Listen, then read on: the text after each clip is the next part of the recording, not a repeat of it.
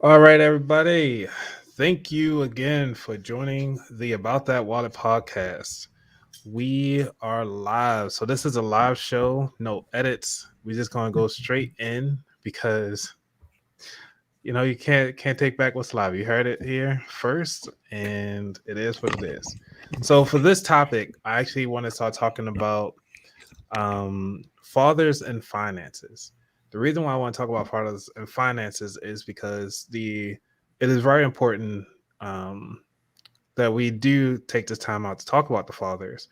We do hear about the mothers. There's a lot of single mothers out there, and sometimes the fathers don't get credit, especially when it's a two-parent household. You don't hear about those type of families too often. So I just wanted to do that.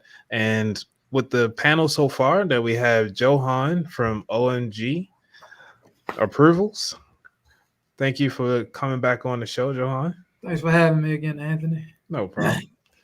And we have Daryl White, who's brand new to the show.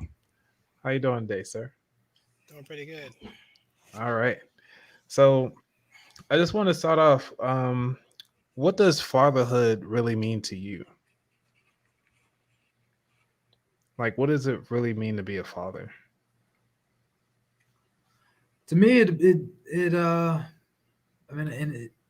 I don't think this is for everybody, but I have boys, so because I have boys, fatherhood means to me teaching these young boys how to be a man, um, in every which way that I can.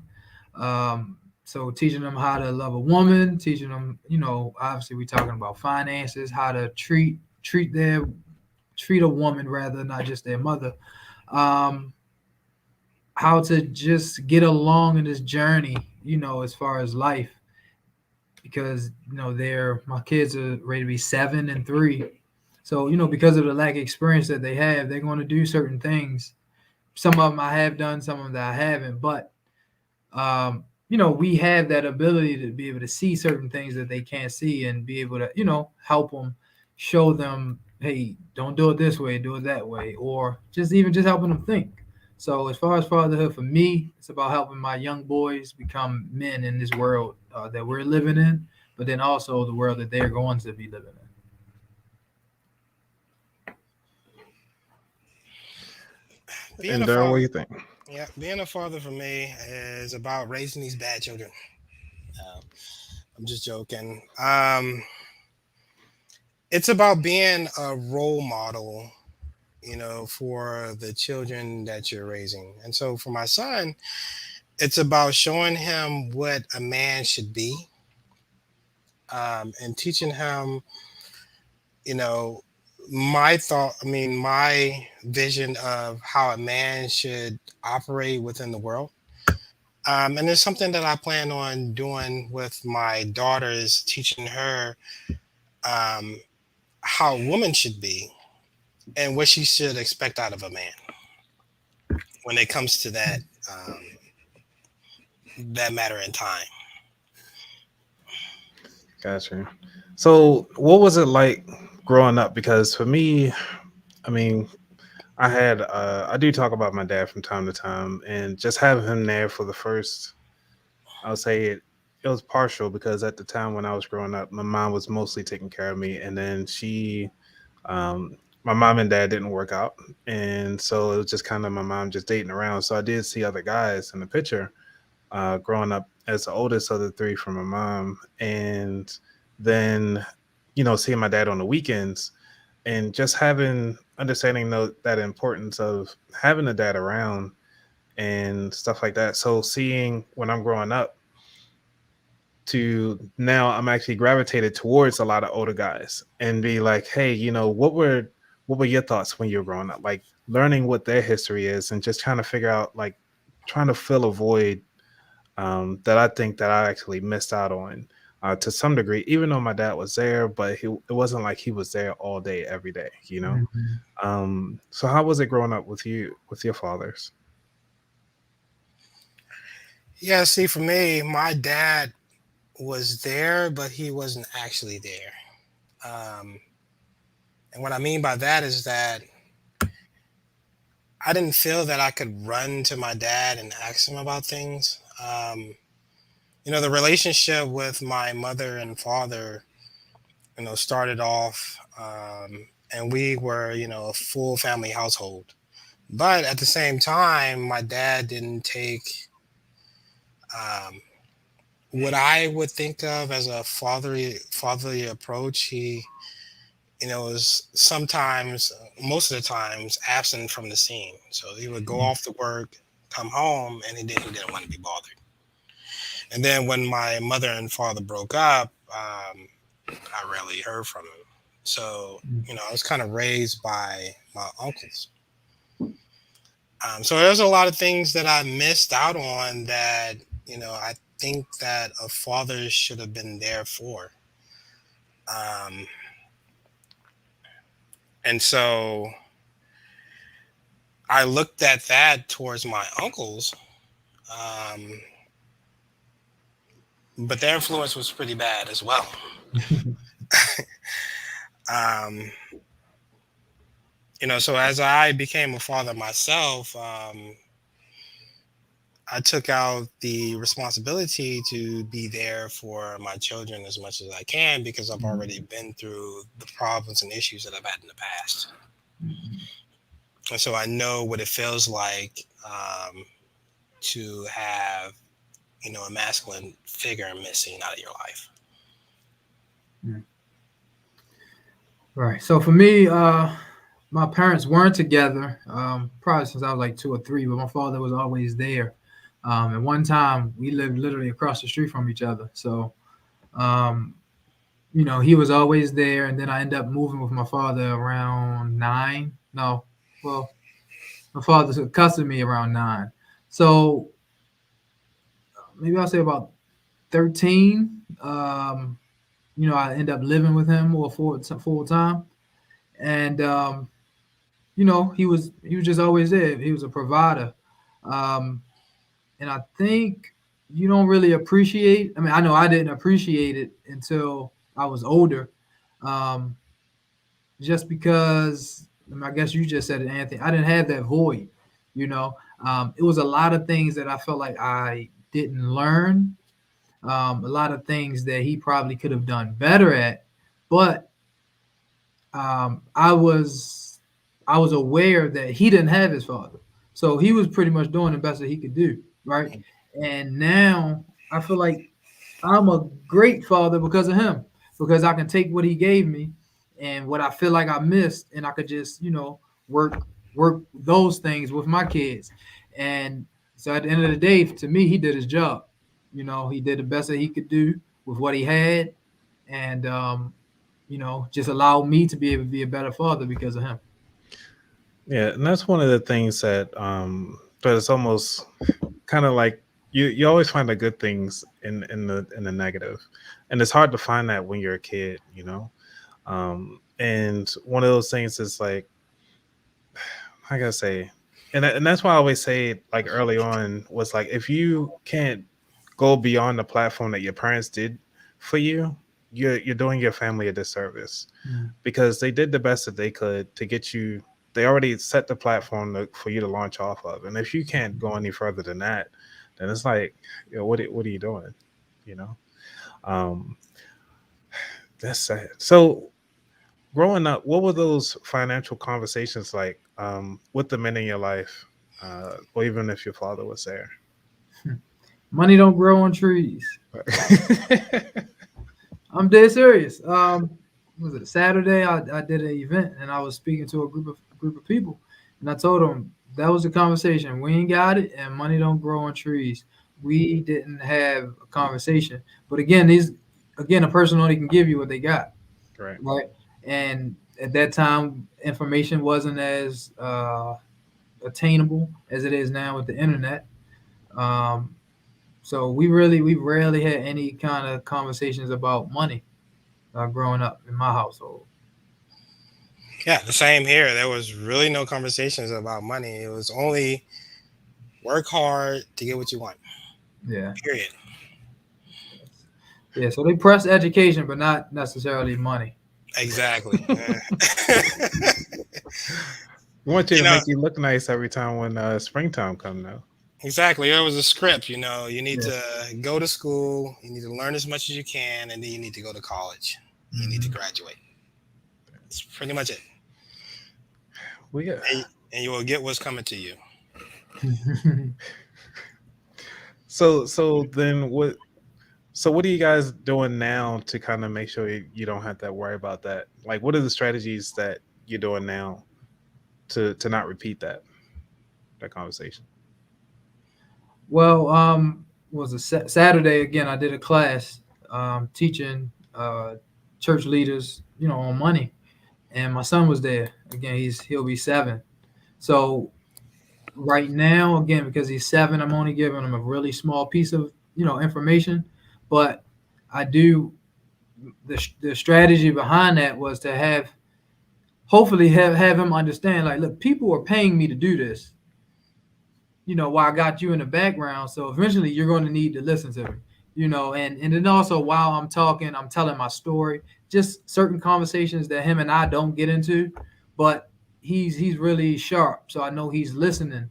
So, some of the things he's going to be able to pick up on and some of the things he isn't. But I do want him to be able to just to hear it raw and uncut. So, when I am be able to sprinkle some things in as far as the financial side, he'll be able to receive it. Hopefully he'll be able to receive it, instead of just being rebellious and saying, hey, my father don't know anything. Yeah, see, my son, he's 9 years, so he's getting into this video game Fortnite, and he's really into that. And there's a new theme, a new dance that comes out weekly that costs money, of course. So so what I've got him is this the service called Greenlight. And what it is it's basically a credit card for kids. And they can download the app and see how much money is on this card. I mean, use it how they want to use it. So of course he gets money for the chores that he does. But I've also taught him that there are other tools that he can use to make more money and how those things work.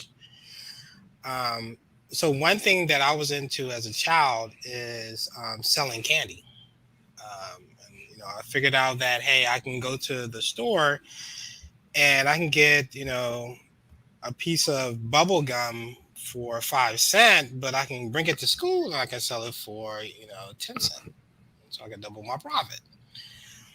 Um, and so I showed him, you know, the ways and how that works to instill it in his mind of how he can possibly, make more money off the money that I'm giving him.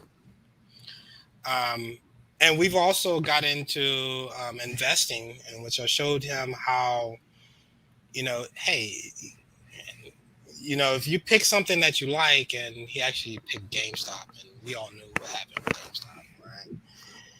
It was like, yeah, I like GameStop, and I think that's the greatest thing in the world. It's like, okay, then I'll invest in it, and this is what you do. So he took his money, and invested in GameStop, and he got his 100%, and he got to experience those tools to make more money and how that feels and what that looks like. And so it's something that my parents, my father, none of the people that I looked up to actually introduced to me. But I figured that I can introduce these things to him early, so he can get into the mindset of how these things work. And it may be candy today. Um, for me, it was phones in high school, laptops in college, and then now I do software. So that's actually interesting. Um, just how those different lessons that you're actually trying to show them that experience. And I have to say, like, even though my dad wasn't there and I only saw him on the weekends, but what he did was actually brought me and my brother, just the one right under me, and he'll bring us on to deliver furniture because that's what he did, you know. Mhm. And we deliver furniture from, I'll say, at least from age 12 to about 15, 16. And just delivering furniture, it was kind of like we started adding the money up. It was like, all right, cool, Dad. You say you're gonna owe us like $45 a day. We here for the weekend. You did two deliveries in the same day, so that's like $80 there. And then they got to like he owed us like $100 and never paid us. And I was like, cool, Ah, lesson learned. Write a contract. So that's yeah, tough. it's it is. You know, you don't think about some of those things that your dad went through and what's happening until you actually get a little older and realize it starts questioning your father, Hmm. or even your parents in general. Because at first, you know, we always taught like, yeah, shut up, don't talk to grown folks and stay out of grown folks' businesses. Hmm. Yeah. But now it's like I kind of wish he stayed in the business so we can actually start having these conversations sooner. Yeah. Sucks. Yeah. So tell me about the kids. So Daryl, you say you got two kids. So what are their ages again? 2 months and 9 years. Ooh, Yeah, big difference. exactly. Yeah. So are you gonna take the lessons that you learned from the 9-year old to the baby now, or Of course. Yeah. what? Uh, I mean, fatherhood is, you learn as you go along. There's a lot of things that coming into fatherhood that you don't know or understand that you pick up from the previous child that you can apply to the newest child. Hmm. Um, so of course my daughter is like 2 months old, so there's a lot of lessons learned from my son and him being a baby that I apply to my child now. Um,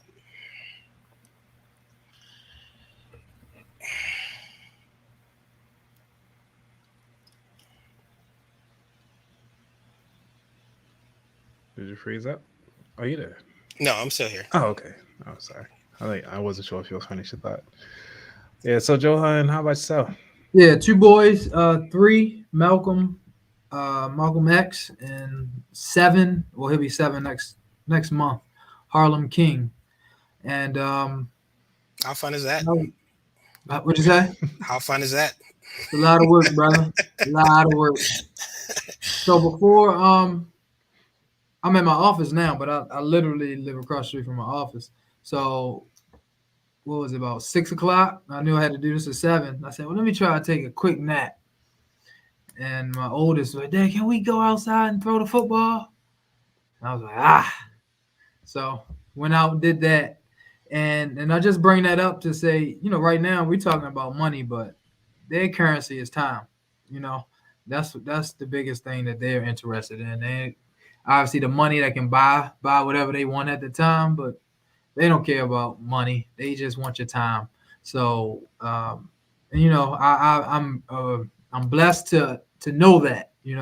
I've been around some dudes, man, different walks of life. Around about probably about eight guys, really more than that, because I'm thinking of older guys, but then just even my crew. I probably got a cool 15 guys, man, who I can go to, or just have a conversation with, and they speak on their experiences, which I just take them and I try to apply them to my life. So with the what's that, the 7-year old, I know he's a lot like me, and that's good and bad. But what I do is I try to give him room, just to grow and think, because I know how he is, because again, he's just like me. Just try to give him room to grow and think, and just try to talk to him as much as possible, um, because eventually we won't be here. So he's going to have to be able to navigate this thing himself. Um, so I treat them a lot older than what they are, and I think that's just because I grew up a lot faster, and my father was killed. So I really don't know how long I'm gonna be here. So I'm just trying to give him all the game that I can, while I'm here. Yeah, it's hard to hear about that, man. Thanks. Like, were you near him when he passed, or Well, how was? he died in a car accident. So Oh, Mm. sorry. Jeez. But condolences definitely. thank Because you. just to have him taken away and you actually known him, to not be there anymore. Because I mean, and that's one of the things that we don't talk about a lot too in finances. I mean, Johan, you and I, we do try to bring that as a topic in here, um, which is to start talking about how to uh, navigate death in the Mhm. process, and the parents and dealing with the male aspect and how that is actually being not talked about it that much. So um, yeah. So I do want to bring on Jeff Jay. Uh, welcome, sir. Thank you for Thank joining you. us. Yeah, yeah. Of course. I feel like I came So in on a heavy topic. oh yeah.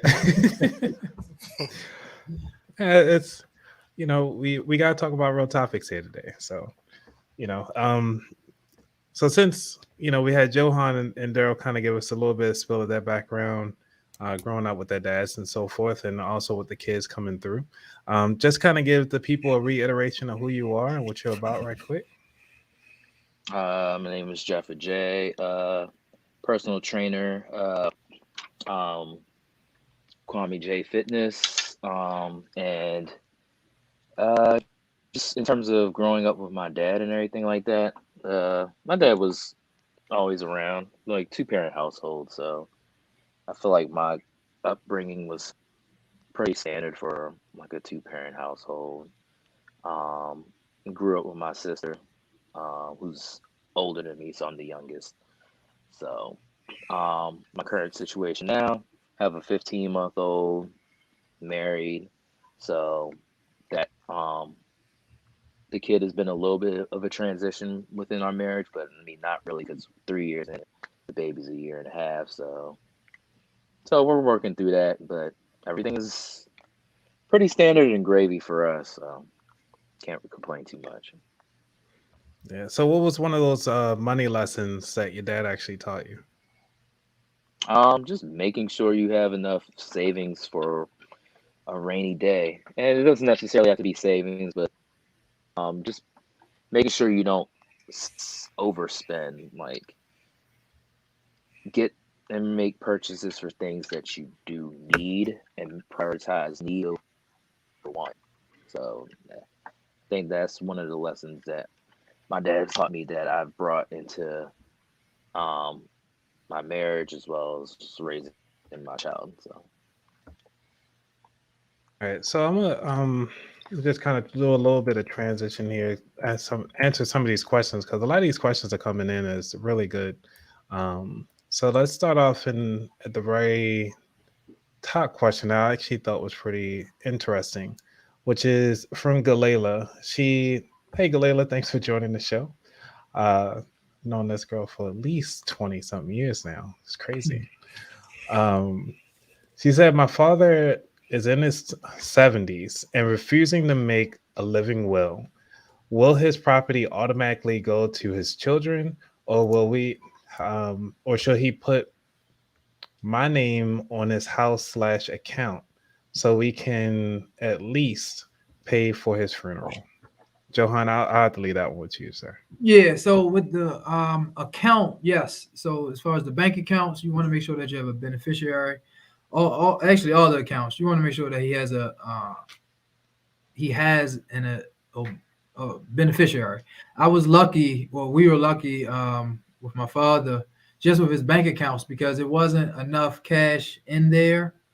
It was either it wasn't enough cash in there or it wasn't the time frame that we did everything, which was pretty quick. Um, that my stepmother was able to get the money. Now, keep in mind, this is his wife, and she still possibly could have had issues. Again, I just don't remember if it was about a certain amount of money or the time frame that we did it, based off his death. but because he didn't have a beneficiary on his accounts, and I'm not sure about all of them, but I do remember going to one bank with her one day. We was just handling some business. So to answer your question, yes, you want to make sure that you are, or whoever needs to be a beneficiary on those accounts. Now, as far as the house, one of the things you want to make sure that you have a beneficiary with everything, because you don't want these things to go to an estate. Because what happened is, if it goes to the estate, now everybody that your father could have owed, they're possibly going to try to come back and get their money before it comes out. And I'm not sure if it costs money as far as like estate taxes or things like that, or fees. But just to avoid all of that, have beneficiaries so you don't have to worry about any of that. Nice. Anybody else want to add to that? Yeah, I know nothing about that. Fair enough. I mean, even so with that being said, there, I would just make sure all of us have that. If you're married, you trust your wife with your money. You need to have a beneficiary, because you don't know when you're going to go, and obviously you're going to be dealing with, they're going to be dealing with things outside of money. You don't want that to be a burden, if you're gone. So make sure that you have a beneficiary set up. Yeah, I made sure I did, because it just sounded like a good idea. Mm-hmm. I don't want Uncle Sam taking anything else from me. I mean, they know everything, so what? And that's one of the things I hate about the IRS. I'm like, you see my check every week. My employer sends you what they paid me already. Why do I need to actually, hey, Go type make it sure in. y'all put it right? I'm typing it in accurately. So, Angelina from 718 Tax Services, we talked about that at length for 2 hours. So if you guys actually have a chance, check that out. It's on season 1, episode 1, and so forth. But she also, thank you, Angelina, for actually joining in this discussion. So she also was talking about those expectations with your dad. Um, it's something that she had to learn. But I just want to take a little bit and actually dive into the expectations of your father. Did you have any expectations of your dad when you were growing up? Anybody can go with that one. I would say, yeah. To be able to give me everything that I want, and be able to beat up everybody, just Superman mentality. Where did that come from? I don't know, but that was, my father was big, stocky, so that was that. And just when you get a little older, you like, give me everything, and then eventually he showed me his check, which helped me understand that that wasn't possible. Yeah, I kind of just wanted my father to teach me and show me how to be a man. Um, and he was making a lot of money, so I wanted him to show me, how did he do that. Mhm. One thing I do wish he did teach me about was credit, because when I got out here and I destroyed my credit, I didn't know what was going on. Taking out loans, student loans for everything just to graduate college. I didn't know anything about interest. I wish he would have taught me about that. It would have been great. Yeah, my expectation with my dad was actually to be honest. Because it was, as I was getting older, it was just like, you run down, like they always ask for the list of, hey, what do you want for Christmas? Hey, what do you want for Christmas? And you write down everything you want for Christmas and you get everything, but you got what you put down on the list Mm. to get for Christmas. So I was like, all right, cool. Well, my dad ain't really staying true to that. So, and then the next thing is like, all right, well, the other expectation is obviously, to be there, be healthy, and constantly be there. Keep the marriage together that he decided to stay married. So that was one of the expectations, um, and that's one of the things that I had growing up was understanding the you can't really rely on what you expect people to do for you, and just kind of rely on yourself. And that was one of the things I took away from my dad. How about you, Jeff? What are your expectations for your dad growing up? Uh, so the question is, what were my expectations for my dad growing up? Yep.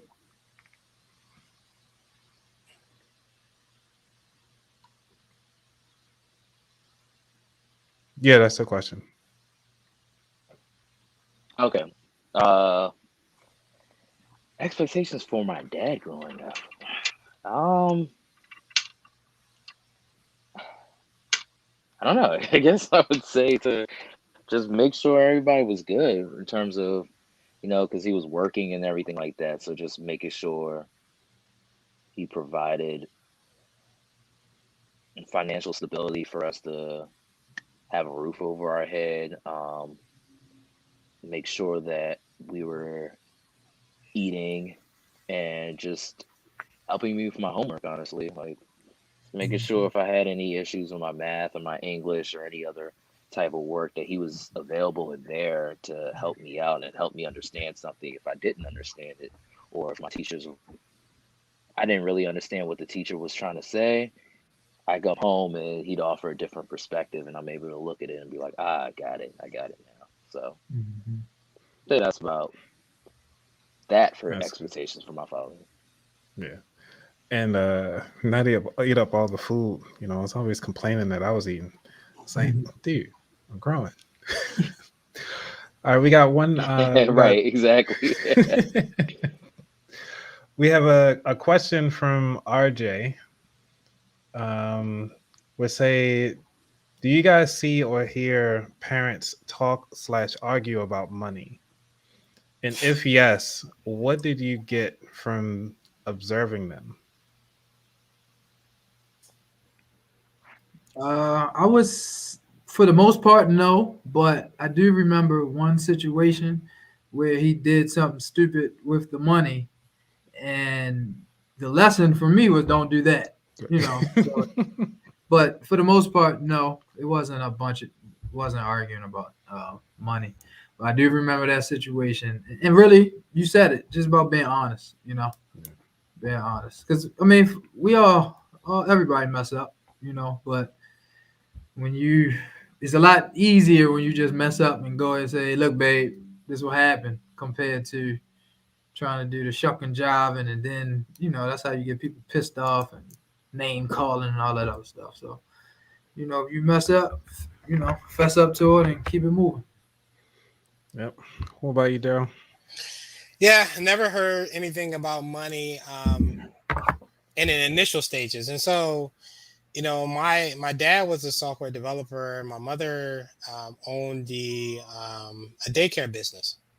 And so we had plenty of money coming up when we were young. So I can remember on Christmas getting whatever I wanted, which was great. Until they broke up. Um, and then, my mother, would complain on the phone with my dad about, child support and how it's so low and that she doesn't have enough money, to take care of us. And so that's an issue that arises, after the divorce. Um, because we went from having everything I wanted to not having so much.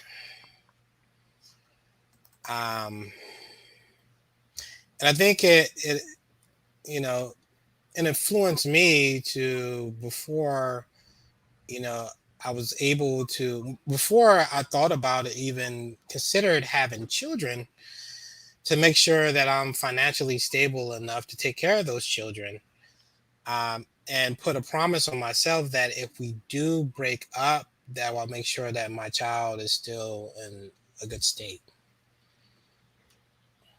Mm, that's a good one. So, Jeff, I'm not sure if you remember that question. No, my service keeps going in and out. Okay. All right. Let me get you back in there. It said, did you actually hear your parents? I think you did answer this question, which was hearing your parents about having that argument about money, and what did you observe from them? Yeah, I did hear that question. No, I never really heard my parents arguing about money, except like basic stuff like if somebody wanted to buy a new appliance or furniture, how much was the budget going to be for that? Things of that nature. If we wanted McDonald's or wanted to eat out, and like, I don't really got enough money for that. We might argue with them, but my parents never really argue about money in front of me. So I think they were pretty. I think they made it a point not to argue about money in front of Mhm. my sister and I. So Yeah, I had that same thing happen. It's like it wasn't like so much of an argument. It was more so a way of the approach of money. So it's just like my mom always telling me like hide paper like hide money like paper. And that was like kind of her saving tip. Because it just felt like as if she looked like she had any money. She felt as though like I think at the time my stepdad, it felt like he was gonna actually use the money. Man, my mom's actually on here. I'm not sure she actually still listening, but she might have logged off. Shit, that's tough. Hopefully, my dad's not on here. Right.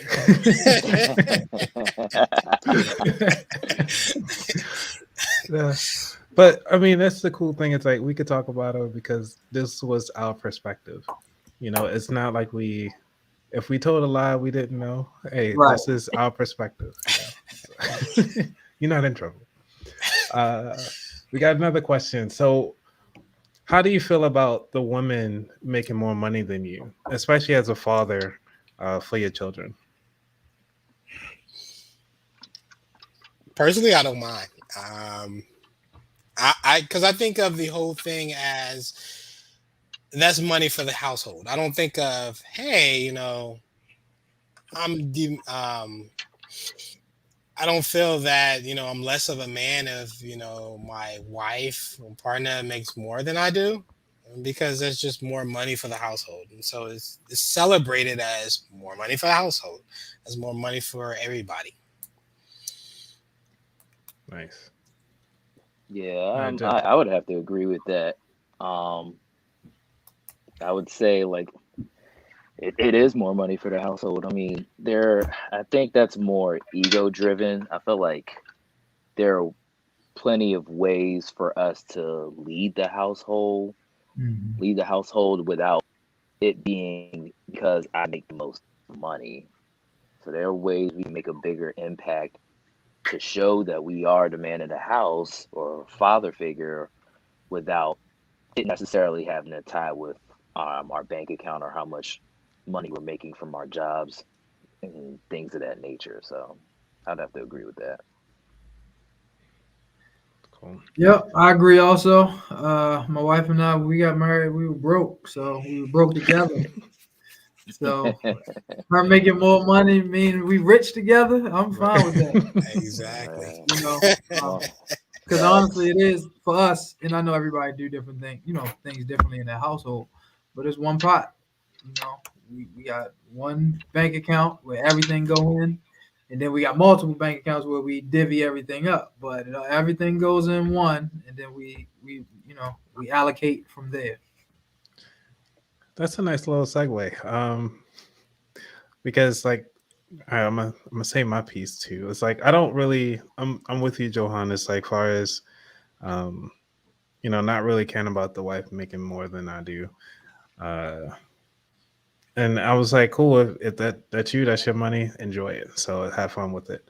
But for me and for us, is like we actually do separate bank accounts, but yet we take care of the household bills separately. So like, hey, I'll take care of this side of the house. Actually, no. If my wife actually listening, she'll probably chime in. But let me correct myself. She takes care of the house completely, and I just pretty much take care of my student loans. That's the only thing I pay for. She takes care of everything else. So um, I guess you could say I'm on easy street with this one. But we keep it separate. We keep the bank account separate.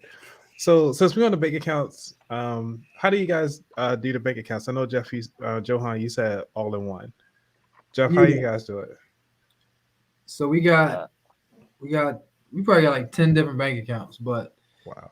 we got both of us have a personal.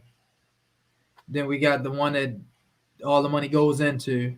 But then we got one that all the bills come out of.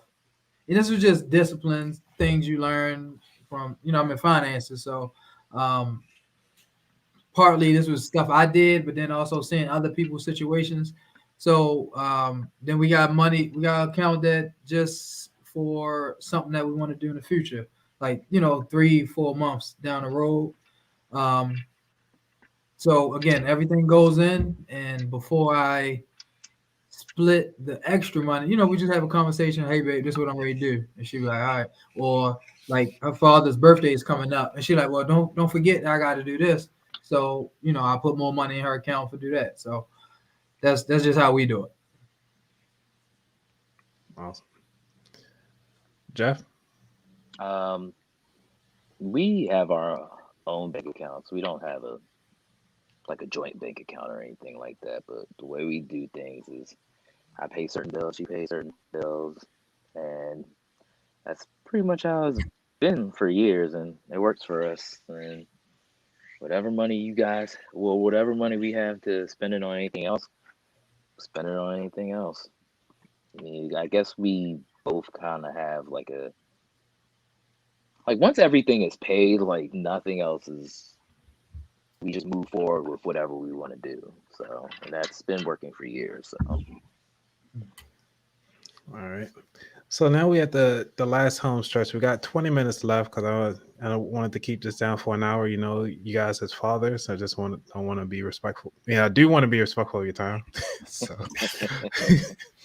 all right. But I do want to talk about. There was a question that I really wanted to ask that I saw in the chat here.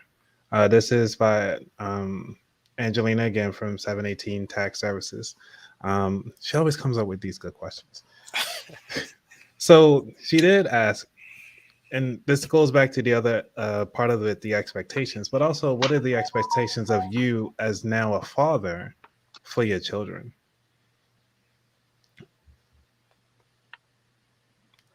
Anybody Be want to Superman. go? You Superman? Yeah, I mean, no, and I say that because when you ask that question about the expectation of what my expectation of my father, and while when everybody else was answering, I was thinking like, hey, what does my son expect now? Stuff,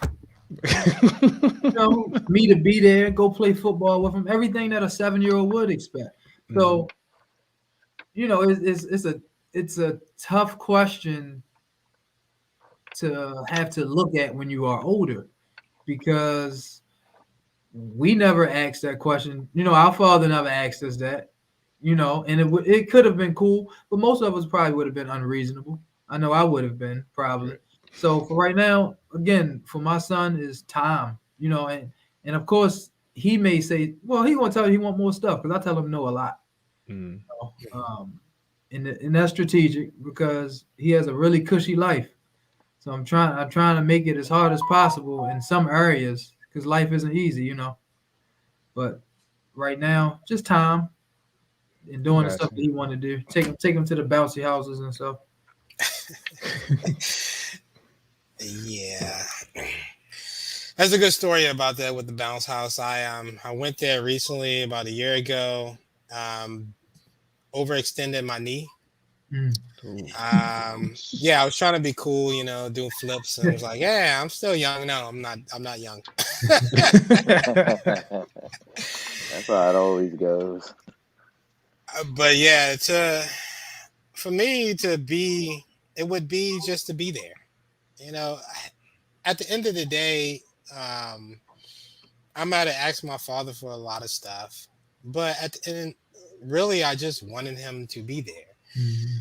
Um, and that's what I try to be for my son. Just be there. Uphold my promises. If I, promise I'm going to do this or do that or be here or be there, then I'm going to actually be there and be the man that upholds his promises, a man of his word. Um, and so that's basically it, just to be there. Cool. All right, Jeff. Yeah, I feel like What are your expectations? Yeah, I feel like everybody else, like it's just time. And, like I don't think there are any other set expectations because I feel like that's kind of convoluted. But I think just the time and the effort when that time is like presenting, like when I'm hanging with my daughter, Mhm. it's just us, the family, things of that nature. Just time, like time.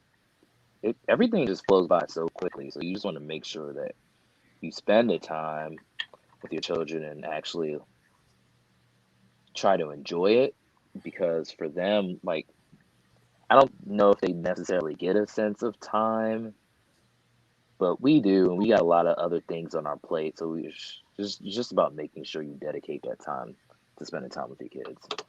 So All right. And that brings to the. Let me just give everybody like a little 5 minutes spill. It probably don't even take 5 minutes. But what are the? I guess you could say, as we're getting older and our years seem to be going a lot faster for some odd reason. I can't believe it's already September, um, and we rolling through this.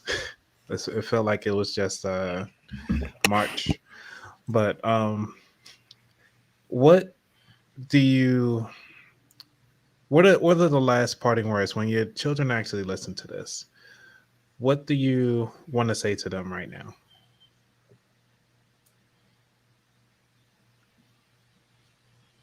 Anybody can go first.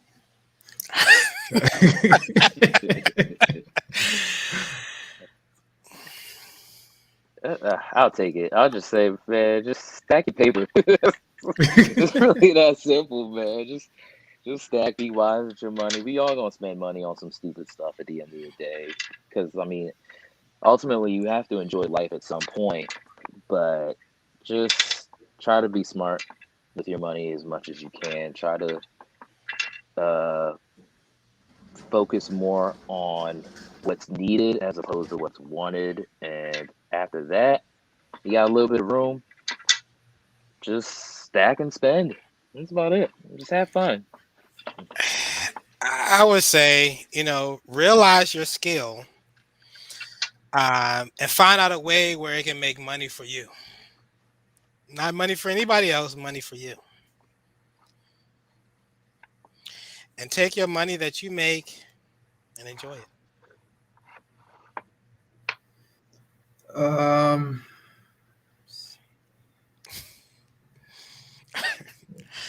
See that this time I was listening and I wasn't thinking. So um,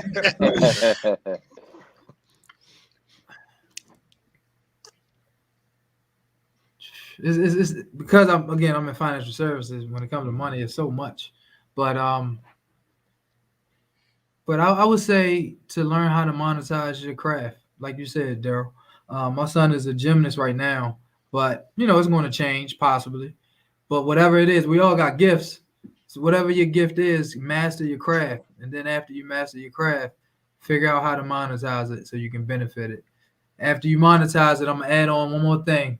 Take that money and invest some of that money, Daryl, and then play with the rest. Nice. I'm not having kids, so I don't have anything to say.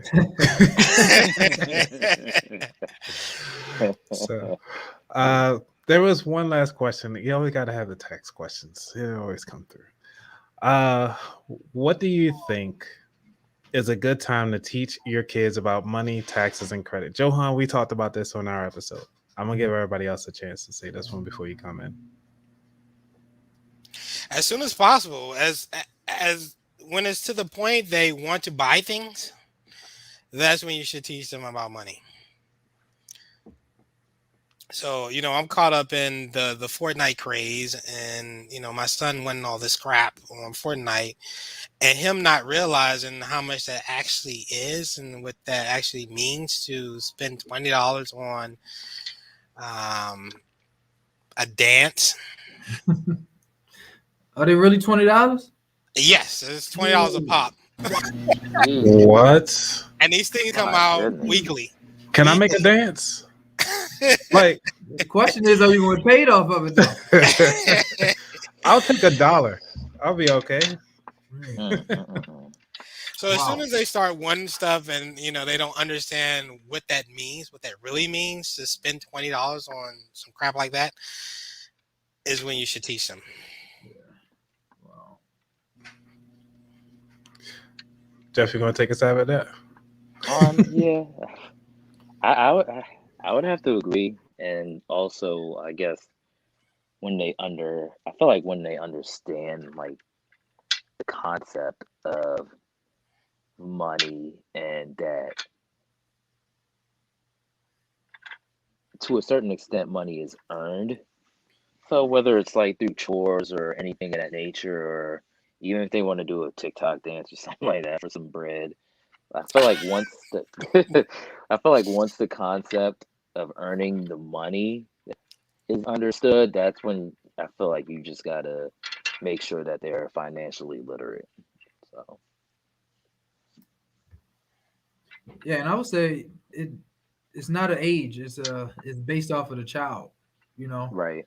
some catch on faster than others. So just when you see those different opportunities to be able to, like you said, Daryl, with the Fortnite, that's an opportunity. That has presented itself. And I think with most people, we would rather be entertained. So if you can do that, if you can teach them in an entertaining way or while they are being entertained, I don't think that can hurt at all. Um, so I'm sure my son. Oh, matter of fact, with credit, there's an app that I have on my phone. Let me pull it up. It's somebody created this app, and it's like Candy Crush. It's called Oh yeah. it's called credits. Oh, man. Oh, you know what? It's not even on his phone anymore. I'll find it before the show is over. But it's like Candy Crush, and so you're just playing the game like you do Candy Crush, like Tetris or whatever. But there's somebody in the background talking credit the whole time, and they may go about 6 to 7 minutes of giving it these lessons, but then it just gives it over and over and over again. So in my mind, what I'm doing with my son, I got him playing the game, and he's just listening to it. He's not paying it any mind. But eventually, something's going to sink in one day to where we can have a conversation. And he's so inquisitive, he'll ask me, "Dad, what's this?" And then that'll allow me to give him that conversation. So, just based off of your kid, I would say, but try to give those lessons as much as possible because they are definitely needed. I like that. Feeding our kids subliminals. It's great. Yeah, yeah, heck yeah, yep. That subconscious mind is so powerful. Right. All right, so I think since we down to the final stretch, all right. So we got some dad jokes. Anybody got some dad jokes? We're gonna end it off with some jokes so people can take home with their kids and actually really have a good laugh for the night. Yes. You want to go with? You got one? But yeah. I recommend and get your child into an investment. Invest in Dogcoin. Dogcoin. Hey, Is that a joke? I'm confused. yeah. I was like, what a Right. joke. Are you joking or what? I'm confused. Yeah, it's a joke. They're Oh, doing okay. pretty poorly right now.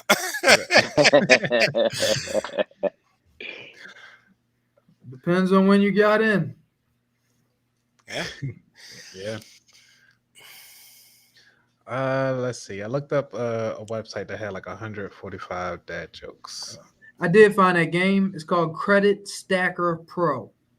Credit Stacker Pro. I'm gonna put it in the chat. Gotcha. Stacker Pro. And it's free. No, I'm just looking at it. It's $10 now. Like you said, it's when you get in there, right? Yeah, Yeah. yeah. Wow. It's not even a sponsor of the show, but yeah, it's good. Yeah, $10 now. But again, if you got an extra phone or put it on their tablet, I think it would be worth it. I mean, $10 you spend it, but they're gonna always, or hopefully they'll continue to play it. All right. So we got I got one joke here.